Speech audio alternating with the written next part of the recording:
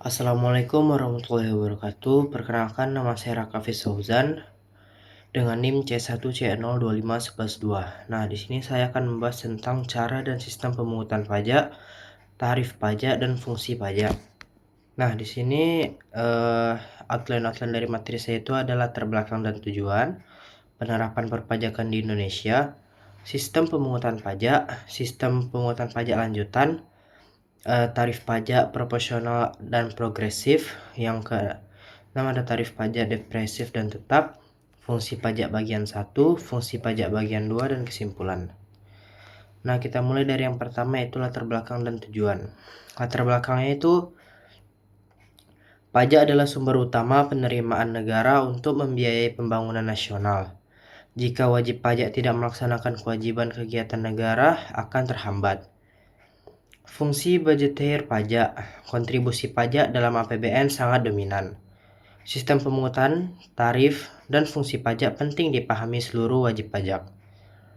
Tujuan penulisan dan pembuatan PPT ini adalah memahami cara dan sistem pemungutan pajak, mengetahui jenis-jenis tarif pajak, mengetahui fungsi pajak bagi negara.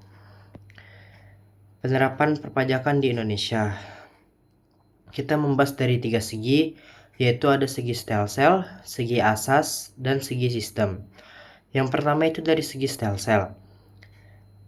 Prinsip yaitu stelsel nyata atau real, penerapan stelselnya itu campuran. Awal tahun yaitu fiktif stelsel PPh per sampai 25, akhir tahun stelsel nyata atau pajak sesungguhnya. Dari segi asas, wajib pajak dalam negeri yaitu asas domisili, wajib pajak luar negeri yaitu asas sumber, wajib pajak badan dan orang asing itu asas kebangsaan. Dari segi sistem sampai dengan 1967 itu official assessment, 1968 sampai 1983 itu semi self assessment atau MPS dan MPO, 1984 sampai sekarang itu full self system. Nah, kita akan membahas sistem pemungutan pajak, full system assessment system. Itu adalah wajib pajak menentukan sendiri jumlah pajak terutang sesuai peraturan perundang-undangan. Fiskus bersifat pasif, hanya melakukan penyuluhan dan pengawasan. Nah, ciri-cirinya itu wajib pajak aktif yaitu menghitung, menyetor, dan melaporkan sendiri. Fiskus tidak ikut campur yaitu hanya mengawasi. Semi self assessment system itu adalah wewenang menentukan besarnya pajak dipegang dua pihak, wajib pajak dan fiskus. Diterapkan pada tahun 1968 dan 1983. Mekanismenya itu awal tahun wajib pajak menaksir hutang pajak sendiri dan akhir tahun fiskus menetapkan pajak sesungguhnya. Sistem pemungutan pajak lanjutan yaitu official assessment system. Wewenang menentukan besar pajak ada pada fiskus atau pemungutan pajak. Wajib pajak bersifat pasif digunakan di Indonesia hingga tahun 1967. Mekanismenya itu awal tahun diterbitkan oleh SKP sementara, akhir tahun diterbitkan SKP rampung atau pajak sesungguhnya. Dan ada juga yang keempat itu withholding tax system. Wewenang memungut atau memotong pajak diserahkan kepada pihak ketiga yang ditunjuk negara. Pihak ketiga langsung menyetor pajak ke kas negara. Contohnya itu pemberi kerja memotong PPh pasal 21 karyawan. Yang kedua itu bank memotong PPh atas bunga deposito. Tarif pajak satu itu proporsional dan progresif. Kita akan membahas tarif proporsional yaitu persentase pengenaan yang tidak berubah berapapun jumlah dasar pengenaan pajaknya.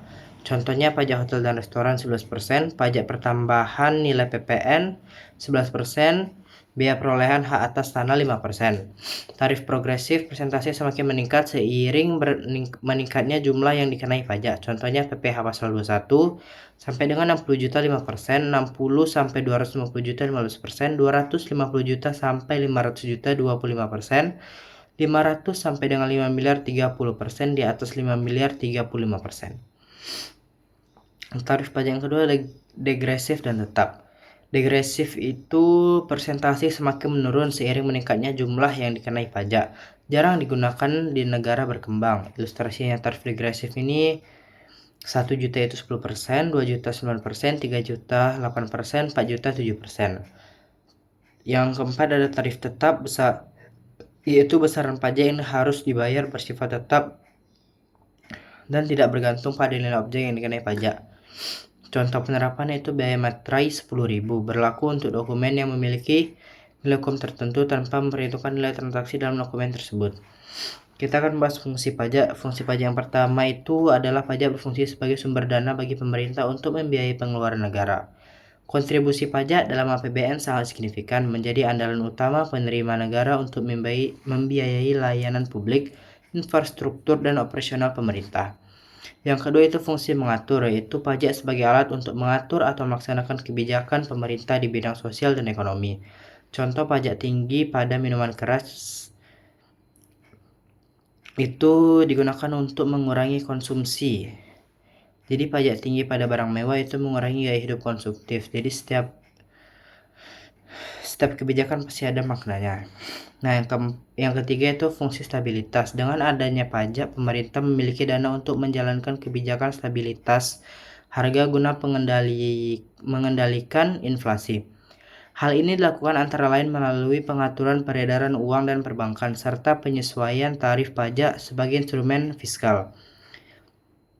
Yang keempat adalah fungsi redistribusi pendapatan. Pajak yang berhasil dipungut negara digunakan untuk membiayai kepentingan umum dan pembangunan, sehingga dapat membuka lapangan kerja, meningkatkan pendapatan masyarakat, dan memperkecil kesenjangan ekonomi antar kelompok.